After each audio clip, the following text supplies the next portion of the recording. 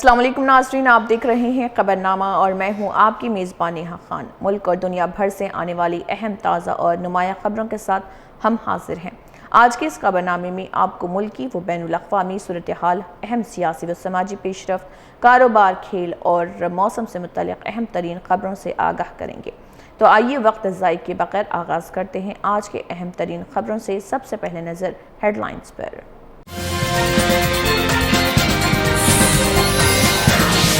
निज़ामाबाद पहुंचे गवर्नर शिव प्रताप शुक्ला, मुख्तलिफ प्रोग्रामों में शिरकत, हल्दी किसानों से मुलाकात, नशा मुक्त भारत कॉन्फ्रेंस में भी हुए शरीक।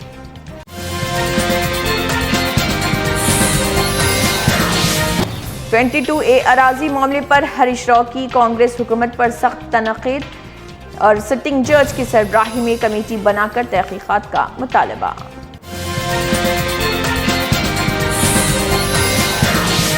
सरकारी स्कूलों में फूड पॉइजनिंग के वाक़यात का सिलसिला जारी, नाश्ता करने के बाद 13 तलबा की तबीयत खराब, अस्पताल मुंतकिल।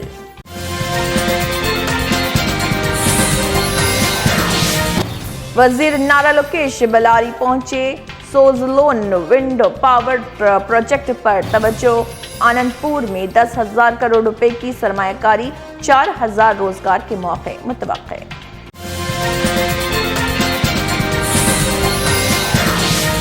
आंध्र प्रदेश के नए लोक आयुक्त जस्टिस मल्लिकार्जुन राव ने हलफ उठाया, गवर्नर अब्दुल नजीर ने हलफ दिलाया, वज़ीर आला चंद्रबाबू नायडू भी मौजूद। और अब खबरों की तफसील।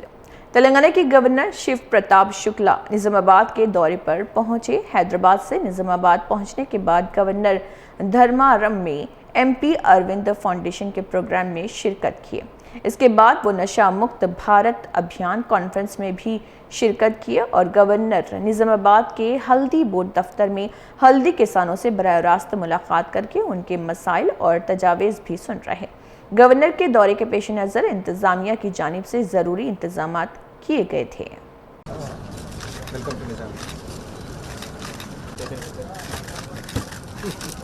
आपका स्वागत इंदौर में है। आप सभी लोगों के समक्ष इनको जन्मदिन की शुभकामनाएं।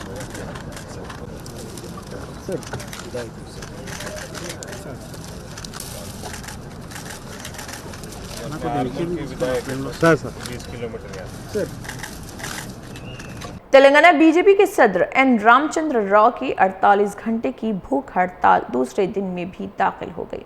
वो पार्टी के रियासती दफ्तर में फीसों के बकायाजात बीजेपी की लड़ाई के नाम से एहतजाज कर रहे। रामचंद्र राव ने इल्ज़ाम लगाया कि पुलिस ने उन्हें धरना चौक पर एहतजाज करने की इजाज़त नहीं दी, जिसके बाद उन्होंने पार्टी दफ्तर में भूख हड़ताल शुरू की। उन्होंने हुकूमत से मुतालबा किया कि तलबा के 15,000 करोड़ रुपए के ज़ेरे इल्तवा फीस रिम्बर्समेंट बकायाजात फौरी जारी किए जाएँ।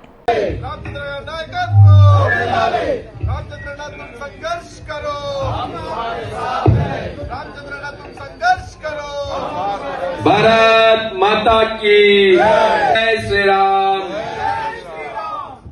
अंदरिकी नमस्कारालु। हैदराबाद में TPCC सदर और MLC महेश कुमार गौड़ ने सारामपल्ली मल्लारेड्डी के जस्ते खाकी पर फूल चढ़ाकर खराज अकीदत पेश किया। उन्होंने मल्लारेड्डी के अहले खाना से मुलाकात की और गहरे रंजो गम का इजहार करते हुए लवायकीन से ताज़ियत की। महेश कुमार गौड़ ने मल्लारेड्डी की खिदमात को याद करते हुए उनकी रूह के आबदी सुकून के लिए दुआ की। उन्होंने कहा है कि इस मुश्किल वक्त में कांग्रेस पार्टी मल्लारेड्डी के खानदान के साथ खड़ी है और हर मुमकिन ताउन फराहम करेगी। BRS के deputy floor leader Harish Rao ने 22A ममनुआ अराजी के मामले पर कांग्रेस हुकूमत को सख्त तनकीद का निशाना बनाया। उन्होंने इल्ज़ाम आयद किया कि पोंगुलेटी श्रीनिवास रेड्डी ने ज़ाती मुफादात और कमीशन के लिए बड़ी तादाद में ज़मीनों को 22A ममनुआ फहरिस्त में शामिल कराया, जिससे लाखों लोगों की जिंदगियां मुतासर हुई। हरीश राव ने मुतालबा किया है कि 22A मामले की निशस्त यानी कि सिटिंग जज की सरबराही में कमेटी तश्कील देकर मुकम्मल तहकीकात कराई जाए। उन्होंने मज़ीद इल्ज़ाम लगाया कि हुकूमत सरकारी ज़मीनें फ़रोख्त कर रही और अवामी मकामात पार्क, इबादतगाहों, स्कूलों और कब्रिस्तानों के लिए भी ज़मीनें नहीं छोड़ी जा रही। उन्होंने खबरदार किया कि अगर ज़मीनों को ममनुआ फहरिस्त से नहीं निकाला गया तो अवाम कांग्रेस को ही ममनुआ फहरिस्त में डाल देंगे। తప్పు పొంగులేటి శ్రీనివాస్ రెడ్డిది. నువ్వు తప్పు చేస్తే ప్రజలకు శిక్ష ఎందుకు? తప్పు ప్రభుత్వానికి, శిక్ష ప్రజలదా? నువ్వు రాత్రికి రాత్రి అత్యాశకు పోయి నువ్వు డబ్బులు సంపాదించాలనే దురాశలో ఈ పొంగులేటి శ్రీనివాస్ రెడ్డి ఈ భూములన్నీ 22 ఏళ్ళు పెట్టిండు. కానీ పొంగులేటి శ్రీనివాస్ రెడ్డికి తెలియంది ఒకటి ఉంటది, నీ డబ్బు దురాశనే నీ దుఃఖానికి ఏదో ఒకనాడు కారణమైతది. మిస్టర్ పొంగులేటి శ్రీనివాస్ రెడ్డి, దురాశ ఎన్నటికైనా చేటే. నువ్వు ఈ 22 ఏళ్ళ పెట్టాలి, కమిషన్లు కొట్టాలి, 30% వసూలు చేయాలని చేసిన ఒక కుట్రతోని ఇలా లక్షలాది మంది ప్రజల జీవితాలు ఆగమైనాయి. అరే పెళ్లిలు ఆగమైతున్నాయి, దవాఖానకు బయటోళ్ళకి పైసలు లేక బ్యాంకులకు కుదబెడదామంటే బ్యాంకులు తీసుకోవట్లేదు, అప్పులు ఇచ్చేవాడు అప్పులు ఇస్తలేడు, అమ్ముకుందామంటే కొనేవాడు లేడు, ప్రాపర్టీల విలువ తగ్గిపోయింది. तेलंगाना के खम्मम जिले के वेम्बनूर मंडल के मरलापाड़ू गांव में सरकारी स्कूल के तलबा के साथ फूड पॉइजनिंग का वाकया सामने आया। स्कूल में नाश्ता करने के बाद 13 तलबा की तबीयत अचानक खराब हो गई। तलबा को फौरी तौर पर इलाज के लिए करीबी अस्पताल मुंतकिल किया गया। वाक़े के बाद स्कूल और मुतल्लिक़ा हुकाम में तशवीश पाई जा रही। तलबा की तबीयत खराब होने के असल वजह जानने के लिए मुतल्लिक़ा हुकाम की जानिब से तहक़ीक़ात की जा रही है।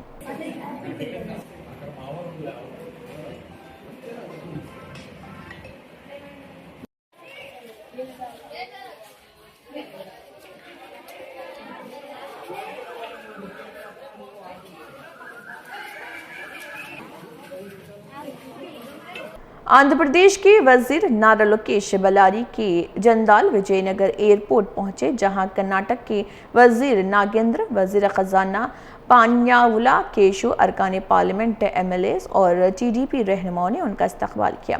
लोकेश ने बल्लारी के हलकुंडी में सोजलोन ब्लेड स्टॉक यार्ड का भी दौरा किया। इसके बाद रायदुर्गम हल्के के हेली केरे में सोजलोन विंड पावर प्रोजेक्ट्स का संख्या बुनियाद रखा और S144 new blade production lines का भी इफ्तिताह किया।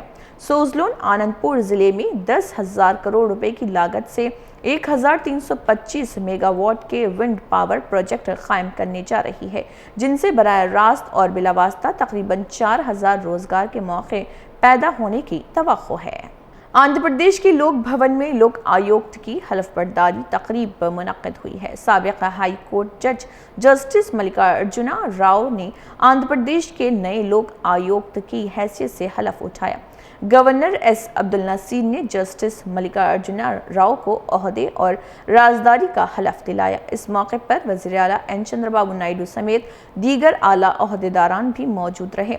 नए लोक आयुक्त की तकर्री के साथ रियासत में शफाफ हुक्मरानी और बदउनवानी के खिलाफ निगरानी के अमल को मज़ीद मजबूत बनाने की तवक्को की जा रही। I, Tallapreda Mallikarjun Rao, having been appointed Lokayukta for the state of Andhra Pradesh, do swear in the name of God that I will bear true faith and allegiance to the Constitution of India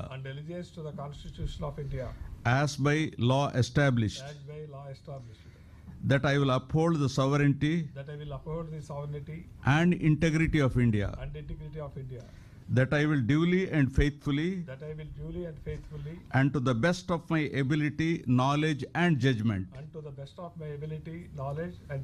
perform the duties of my office without fear or favor, affection or ill will, and that I will uphold the Constitution and the laws.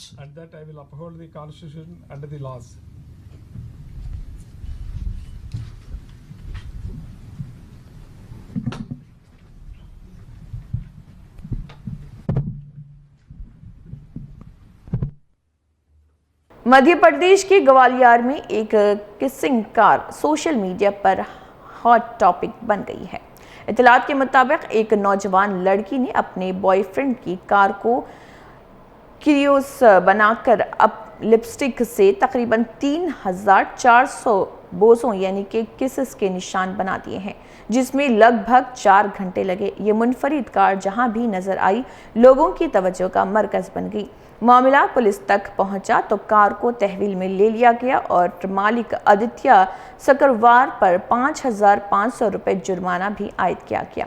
यानी मोहब्बत का इजहार अपनी जगह, लेकिन सड़क पर ऐसी हरकत करें तो पुलिस का चालान भी हो सकता है।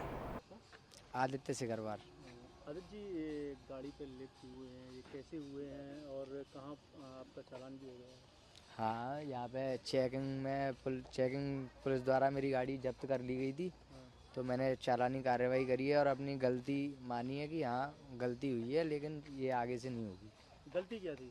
गलती ये थी कि ये स्टिकर्स अलाउ नहीं है यहाँ पे और ये करना भी नहीं चाहिए। बाकी मैं गाड़ी धुलवाने ही ले जा रहा था, तो उतने में तो पुलिस वालों ने पकड़ ली थी, तो उसकी वजह से मैंने चालानी कार्रवाई हो गई। अच्छा, ये जो लिफ्ट हुए हैं वो कैसे हुए हैं?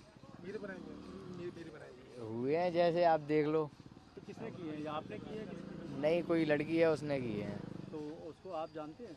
उसको मैं जानता हूँ, लेकिन अब वीडियो बनाना था हमें, हमारा मकसद था वीडियो वायरल करना। हाँ। तो वीडियो वायरल के लिए ये सब किया गया, बाकी ऐसा कोई गलत उद्देश्य नहीं था। हाँ। तो क्या आपकी गर्लफ्रेंड थी या आपकी कोई कजन थी? नहीं, ऐसे ही जानने वाले दोस्त थे, मतलब कॉलेज के। हाँ। तो आपकी मर्जी से हुआ था कि उन्होंने बिना? नहीं, हम लोगों को वीडियो वायरल ही करना था। मेरी एक आईडी थी पुरानी, वो डिलीट हो गई, तो उसके चक्कर में दूसरी आईडी बनाई, तो इससे फॉलोअर्स बढ़ाने के चक्कर में ये चीज़ की जिससे वीडियो वायरल हो जाए, और वीडियो ज़्यादा वायरल हो गई तो उस चीज़ में ये दिक्कत आ गई। अच्छा, ये कितने लिप हैं जो ये मोड से किए गए हैं या स्टिकर लगाए गए हैं? नहीं, ये ओरिजिनल है। ओरिजिनल लिप से किए गए हैं? हाँ। कितने होंगे ये लगभग? ये होंगे क्या, गिन चुके हम, ये 3400 के लगभग हैं। अच्छा, कितने का चालान हुआ फिर ये आज? ये आज 5500 रुपये का चालान हुआ है।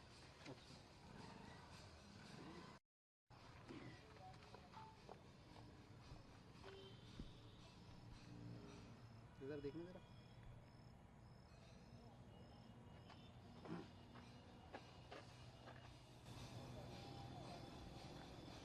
ठीक है।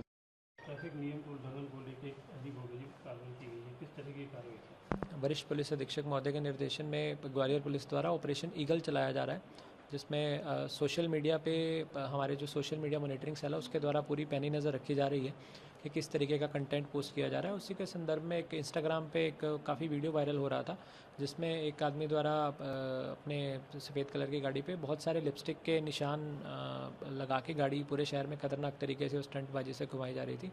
उसका संज्ञान लेके थाना यातायात द्वारा गाड़ी को उसके वहाँ से बुलवाया गया, ओनर को बुलवाया गया और विभिन्न धाराओं में मोटर व्हीकल एक्ट की उसमें 5500 का चालान भी किया गया है और ओनर को समझाइश दी गई, तो उनसे अपनी गलती का एहसास हुआ और उसने खुद अपनी गाड़ी की जो सारे जो निशान, टैटू और वो सब लगाया हुआ था, वो सब उनके द्वारा हटाए गए हैं। ओनर से जो बातचीत हुई उसके बाद क्या कहा आपने, किस मोटिव से, क्या उद्देश्य था उसके? शॉर्टकट है फेमस होने के लिए और भी अलग अलग तरीके की चीज़ें हम सोशल मीडिया पे देख रहे हैं और सब पे आपको अगले आने वाले दिनों में बहुत सारी कार्रवाई देखने को मिलेगी। इस तरह का अभियान ग्वालियर में जारी है। ऑपरेशन ईगल है ये, जिसमें हम सोशल मीडिया के अच्छे से मॉनिटरिंग कर रही है। कोई भी वीडियो वायरल होता है, कोई भी कंटेंट पोस्ट होता है, तो उस पर हम जो भी लॉफुल एक्शन होता है वो लेते हैं। कर्नाटक में एक अफसोसनाक वाक़े के बाद तुंगा नदी में सर्च ऑपरेशन जारी है। इतलात के मुताबिक एक खातून ने अपने 3 बच्चों के साथ नदी में छलांग लगा दी। मुकामी नौजवानों ने फौरी कार्रवाई करते हुए खातून और उसके 11 माह के बेटे को बचा लिया, ताहम उसकी 2 कम उम्र बेटियां ताहाल लापता हैं। पुलिस और रेस्क्यू टीमें दोनों बच्चियों की तलाश के लिए नदी में सर्च ऑपरेशन कर रही। वाक़े की वजूहात जानने के लिए भी तहकीकात जारी है।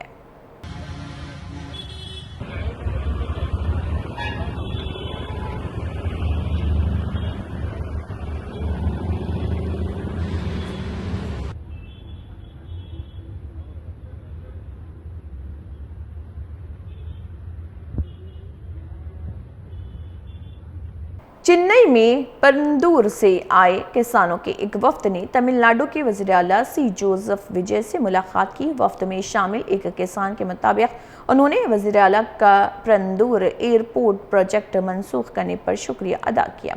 किसान निकाय की पिछली हुकूमत से भी प्रोजेक्ट मनसूख करने की अपील की गई थी, लेकिन उनके मुतालबात को नज़रअंदाज किया गया।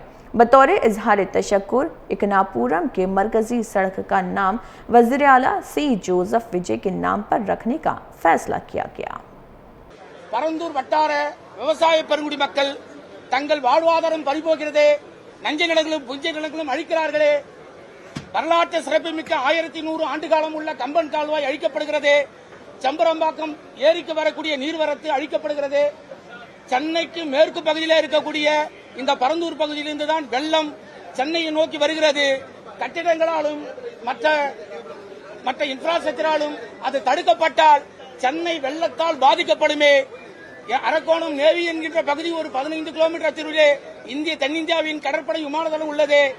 பறவைகள் வேடந்தாங்கல் சரணாலயத்துக்கு பறந்து வரக்கூடிய பகுதி ஆகியச்சு. நஞ்ச நிலங்கள் 2500 ஏக்கரும் புஞ்ச நிலங்கள் 1300 ஏக்கரும் இருக்கிறது. அங்கே நாளில் ஒரு பகுதி நீர்நிலையாச்சு. 12 ஏரி, 17 குளம், 17 குட்டை என்று 26% நீர்நிலை உள்ள இடத்தை ஏன் தேர்ந்தெடுத்தீர்கள் என்று நாங்கள் பல்வேறு ஆவணங்களோடு அவர்களை சந்தித்தோம். 2 கட்ட பேச்சுவார்த்தை கூட நடத்தினோம். நாங்கள் விவசாய பெருங்குடி மக்கள் அந்த பகுதியில் விமான நிலைய திட்டத்தை வரவேற்க நாங்கள் தயாராக இல்லை, கைவிடுமாறு மன்றாடி கேட்டோம். கடைசி நேரத்தில் கூட, அந்த தேர்தல் நேரத்தில் கூட உதயநிதி மாண்புமிகு துணை முதல்வராக இருந்த மதிப்புமிகு உதயநிதி ஐயா அவர்களையும் சந்திக்க நாங்கள் முயற்சி செய்தோம். ஆனால் தடுக்கப்பட்டது. எதற்காக தடுக்கப்பட்டது? कांग्रेस के सीनियर रहनुमा जयराम रमेश ने जात पात की मर्दमशुमारी से मुतालिक सवालनामे पर एतराज़ात उठाए हैं। उन्होंने कहा है कि नोटिफिकेशन के मुताबिक मजमूई तौर पर 40 सवालात पूछे जाएंगे, जिनमें 10वें सवाल का ताल्लुक जात से होगा। जयराम रमेश ने इस तरीक़ेकार को खुद को नुकसान पहुँचाने के मुतरादिफ करार देते हुए कहा है कि इससे हकीकी समाजी इंसाफ यकीनी नहीं होगा। उन्होंने जात पात की मर्दमशुमारी के अमल में मजीद मौसर और जामे तरीक़ेकार अपनाने की ज़रूरत पर जोर दिया। और ये जाति जनगणना की शुरुआत अभी 14 अगस्त 2026 को ये नोटिफिकेशन आता है गृह मंत्रालय का कि 40 सवाल पूछे जाएंगे 2027 के जनगणना में 40 सवाल पूछे जाएंगे पॉपुलेशन को लेकर, और 10वां सवाल जाति से जुड़ा होगा। यानी कि 40 सवाल हैं, उन 40 सवालों से में 10वां सवाल जाति से जुड़ा हुआ होगा, और इससे जो जानकारी हासिल की जाएगी वो जाति जनगणना कहलवाएगा। ये अभी 14 अप्रैल 2026 को गृह मंत्रालय से ये नोटिफिकेशन निकाला गया। तो बिल्कुल साफ है कि मोदी सरकार और प्रधानमंत्री का कोई इरादा नहीं है ईमानदारी से, ठीक ढंग से ये जाति जनगणना कराया जाए। इनकी कोई मंशा नहीं है। इसको एक तरीके से आप कह सकते हैं सेल्फ सबोटाज है। खुद इसको बेमतलबी जनगणना बना रहे हैं। इसका कोई इस्तेमाल नहीं हो सकता, सामाजिक न्याय से इसका कोई लेना देना नहीं होगा। गोवा हुकूमत ने जायदाद की रजिस्ट्रेशन के अमल को आसान बनाने के लिए एनवेयर रजिस्ट्रेशन सहूलत शुरू की है। अब शहरी अपनी जायदाद के मकाम से मुतल्लिक़ मखसूस दफ्तर तक महदूद नहीं रहेंगे, बल्कि इसी ज़िले के किसी भी सब रजिस्ट्रार दफ्तर में दस्तावेज़ात रजिस्टर करा सकेंगे। इस सहूलत में sale deed, gift deed, lease, family partition और वेरिफिकेशन और रेक्टिफिकेशन डीड समेत कई दस्तावेज़ात शामिल हैं। ये निज़ाम NGDRS से मरबूत है, जिसके ज़रिए शहरी अपॉइंटमेंट की दस्तियाबी, सहूलत और रिहाइश के लिहाज से दफ्तर का इंतखाब कर सकते हैं। हुकूमत के मुताबिक इस इक़दाम से इंतज़ार और गैर ज़रूरी सफ़र कम होगा और रजिस्ट्रेशन का अमल तेज़ और आसान बनेगा। टेक्नॉलॉजीच्या उपरांत आमी बऱ्यापैकी आमचो स्टाफ वो जो अंडर युटिलायज उरतालो तो आमी फुल्ली युटिलायज करपाक शकतले। आमी पळयताले की हितूंतल्यान पेंडन्सी रिड्यूस जातली, कारण बिग वॉल्यूम असल्या कारणान खुबशे कडेन पेंडींग तशेंच उरताले. Faster disposal of the document जावपाक शकतले. आमी प्रोडक्टिविटी आनीकूय इम्प्रूव करपाक शकतले आनी खूब बरो उपयोग NGDRSचो आमी बऱ्या पद्दतीन करपाक शकतले.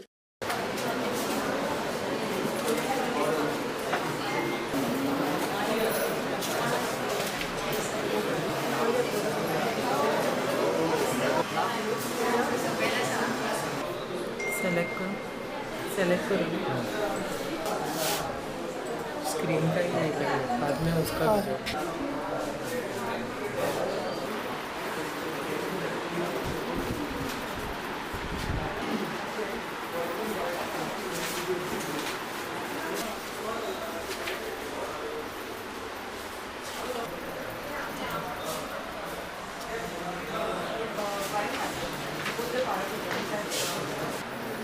दिल्ली में H1N1 के बढ़ते हुए केसेस के पेश नज़र हुकूमत ने सेहत से मुताल्लिक़ तैयारियों का जायज़ा लिया है। दिल्ली के सेहत के वज़ीर पंकज कुमार सिंह ने मुतल्लिक़ा अफसरान के साथ अहम इजलास मुनक़िद किया। इजलास में अस्पतालों की तैयारी, मरीज़ों के लिए ज़रूरी इंतज़ामात और H1N1 से निमटने के लिए महकमे सेहत की मजमूई तैयारी का जायज़ा लिया गया। वज़ीर सेहत ने हुकाम को सूरत हाल पर मुसलसल नज़र रखने और ज़रूरत पड़ने पर फौरी इक़दामात यकीनी बनाने की हिदायत दी। भारतीय ख़वातीन हॉकी टीम की खिलाड़ियों ने वुमेन्स हॉकी इंडिया लीग को बंद न करने की जज्बाती अपील की है। सीनियर मिडफील्डर नेहा ने कहा कि गुज़िश्ता 2 बरसों में वुमेन्स HIL ने टीम के एतमाद और मुसाबक़ती मियार को बेहतर बनाने में अहम किरदार अदा किया है। उन्होंने बताया कि बलजीत साक्षी और रुतोजा जैसी खिलाड़ियों को भी इसी लीग से फ़ायदा हुआ है, जो मौजूदा वर्ल्ड कप स्क्वाड का हिस्सा हैं। कप्तान सलीमा टेटे ने कहा कि HIL से मज़ीद खिलाड़ियों को कौमी कैंप में जगह बनाने का मौका मिलता है और बैनुल-अक़वामी हॉकी के दबाव से निमटने का तजुर्बा हासिल होता है। खिलाड़ियों के मुताबिक टैलेंट पूल को वसी करने के लिए वुमेन्स HIL का जारी रहना ज़रूरी है। तो सलीमा, सबसे पहले तो एज अ कैप्टन आपको बधाई हो कि 74 के बाद बेस्ट परफॉर्मेंस होने जा रहा है वुमेन टीम का। कितना प्राउड फील करती है? बिल्कुल, बहुत ज़्यादा, क्योंकि हमारे लिए एक बहुत अच्छा टूर्नामेंट था। बट हमारा अभी खुश तो नहीं है, बट कोई बात नहीं, हम इस चीज़ से बहुत कुछ सीखे भी हैं और बहुत कुछ एक लर्निंग पॉइंट है कि हमें हर एक मैच के लिए 3 पॉइंट के लिए खेलना है। तो ये मैंने सीखा है कि हर एक मैच में हमें जान लगानी है। और इस बार हमने हमारे टीम में यंग प्लेयर भी हैं और मिक्सअप भी हैं, तो बिल्कुल हमें बहुत अच्छा एक्सपीरियंस रहा और हमने बहुत अच्छा टूर्नामेंट फिनिश तो नहीं हुई, बट हमने बहुत अच्छा परफॉर्मेंस दिया। बट हम अपने परफॉर्मेंस से हम क्या बोलूँ सेटिस्फाइड नहीं है, क्योंकि हम और ज़्यादा कर सकते थे आई थिंक। क्योंकि जो ये परफॉर्मेंस रहा है इसमें HIL का रोल कितना रहा? बिल्कुल, जैसे अभी फ़िलहाल हमारे में जैसे शिल्पी है तो वो HIL से आई है, तो डेफिनेटली हर एक प्लेयर्स को एक सपोर्ट मिलता है, क्योंकि अगर आप HIL खेल के यहाँ इंडिया टीम में आए हो तो इससे बड़ी चीज़ हो ही नहीं सकती है, क्योंकि बहुत कम चांस मिलता है कैंप में आने के लिए। जैसा सीनियर नेशनल में जो मैच खेलते जो अच्छा करते हैं वो कैंप में बुलाते हैं, तो 1 वीक का रहता है तो उतना पता नहीं चलता है। बट अभी HIL होने के बाद बहुत सारे प्लेयर वहाँ आते हैं, फिर जो इंडिविजुअल खेल नहीं पाते वो वहाँ पे दिखा सकते हैं जैसे HIL में, तो हमारे लिए बहुत ज़्यादा बेनिफिट होता है। और जो अच्छे अच्छे प्लेयर हैं ऐसे ही बाहर हो जाते हैं, तो जैसे HIL में आने के बाद उनको चांस मिलता है जैसे कैंप में आने के लिए, तो बिल्कुल बहुत अच्छा एक मौका भी है और एक हमें इस चीज़ को गंवाना नहीं चाहिए और इसको यूज करना चाहिए। अभी लेकिन ऐसी खबरें आ रही है कि जैसे जब शुरू भी हुआ था तो खेल कर आई वर्ल्ड कप में, तो कितना फ़ायदा मिला?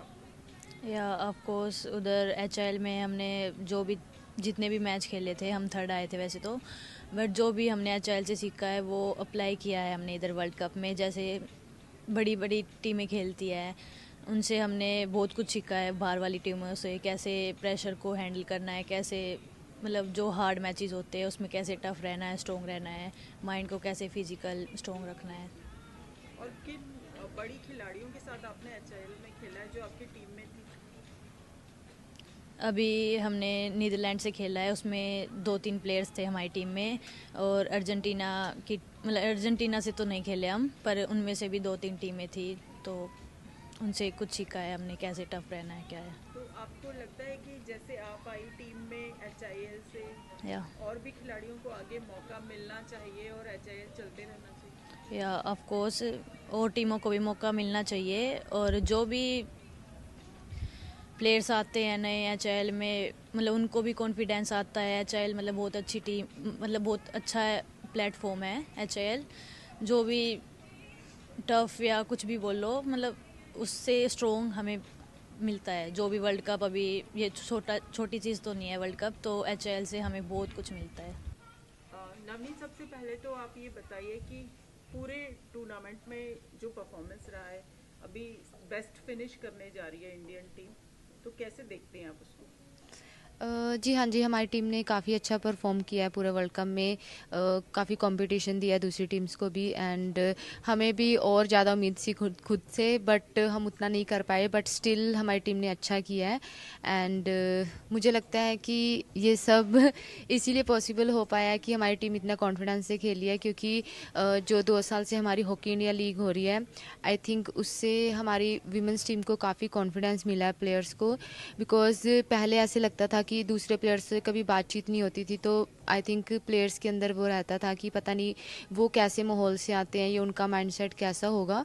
बट हॉकी इंडिया लीग से जब वो प्लेयर हमारे साथ आके खेले, उनसे बात की एंड उनके साथ अपना कल्चर शेयर किया, तो समझ आया कि वो भी हमारी तरह ही है, कुछ ऐसा डिफरेंस नहीं है कुछ। तो उससे हमारे प्लेयर्स को जो बिलीव मिला है, उस बिलीव के साथ हम इस वर्ल्ड कप में खेले हैं। तो हम आपस में भी बात करते हैं, तभी वो रहता है कि हम उनके साथ खेले तो हैं, जब हम लीग में खेले हैं तो अब भी कुछ अलग नहीं है, वो वही प्लेयर हैं जो जिनके साथ हम खेल चुके हैं। तो जब वो कॉन्फिडेंस लेकर, वो बिलीव लेकर टीम ग्राउंड पर उतरती है, तो एक डिफरेंट लेवल का कंपटीशन देखने को मिलता है। तो हमारे सुनने में आया था कि कुछ टीम्स हैं जो विड्रॉ कर रही हैं हॉकी इंडिया लीग से।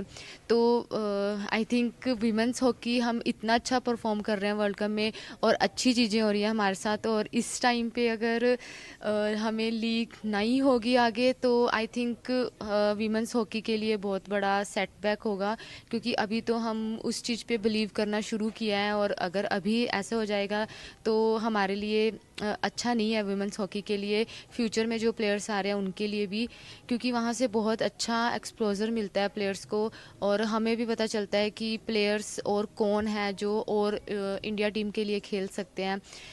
तो यही रिक्वेस्ट है मिनिस्ट्री से भी है, स्पोर्ट्स मिनिस्ट्री से। बीजेपी के रुकने पार्लियामेंट संबित पात्रा ने हुकूमत की सप्तधारा पॉलिसी को विकसित भारत का रोड मैप करार दिया। उन्होंने कहा कि इस पॉलिसी के तहत मैन्युफैक्चरिंग, ज़रूरी व ग़िज़ाई पैदावार, टेक्नोलॉजी और जिद्दत जैसे शोबों को फ़रोग़ दिया जाएगा। संबित पात्रा के मुताबिक हुकूमत का मकसद ऐसे मियारी मसनूआत तैयार करना है जो आलमी सतह पर मसाबकती बरतरी रखती हों। उन्होंने सियासी मुखालिफिन पर तंज करते हुए कहा कि बाज़ सियासतदानों के अल्फाज की भी कोई गारंटी नहीं होती, लेकिन हुकूमत मसनूआत के मियार की गारंटी देगी।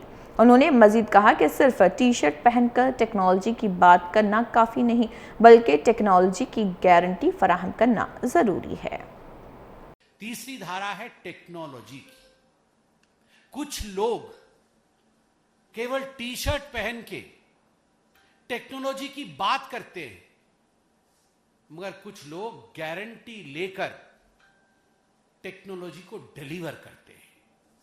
सप्तधारा की तीसरी धारा है टेक्नोलॉजी एंड इनोवेशन। आज अगर हम सोशल मीडिया में देखते हैं तो परसों नरेंद्र मोदी जी का जो एक इंटरेक्शन हुआ था हमारे यूथ स्पेस के जो काम करने वाले युवकों के साथ, आप चिंता करके देखिए आज हम स्पेस सेक्टर में कहां पहुंचे हैं।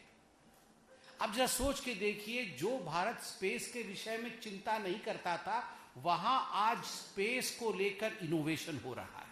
उत्तराखंड के वज़ीर आला पुष्कर सिंह धामी ने कहा है कि महकमे सेहत के खाने पीने की अशिया में मिलावट रोकने के लिए काम कर रहा। उन्होंने बताया कि त्योहारों के सीज़न के पेश नज़र सख्त हिदायत जारी की गई है ताकि फूड एडल्ट्रेशन पर काबू पाया जा सके। वज़ीर आला ने मजीद कहा कि बारिशों के बाइस डेंगू और स्वाइन फ्लू के हवाले से जल्द एडवाइजरी जारी की जाएगी।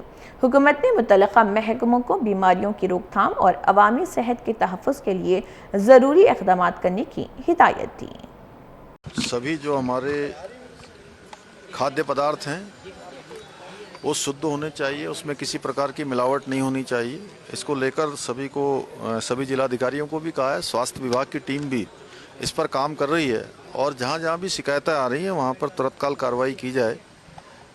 ये सभी जिलाधिकारियों को और शासन के भी अन्य अधिकारियों को कहा गया है। इसके पीछे हेतु है कि अभी रक्षाबंधन का त्यौहार आ रहा है, उसके बाद त्योहारों की एक बड़ी श्रृंखला यहाँ लगातार होगी और चारधाम यात्रा भी अभी हमारी चल रही है और अनेक धार्मिक नाज़रीन, ये थी आज के खबरनामे की अहम और नुमायां खबरें। हम उम्मीद करते हैं कि आपको मुल्क और दुनिया की ताज़ा तरीन सूरत हाल से आगाही मिली होगी। मज़ीद ताज़ा खबरों और अहम मालूमात के लिए हमारे साथ जुड़े रहिए। मैं हूं नेहा खान, आपसे इजाज़त चाहती हूँ। अपना ख्याल रखिए, खुश रहिए और बाखबर रहिए। अल्लाह हाफ़िज़।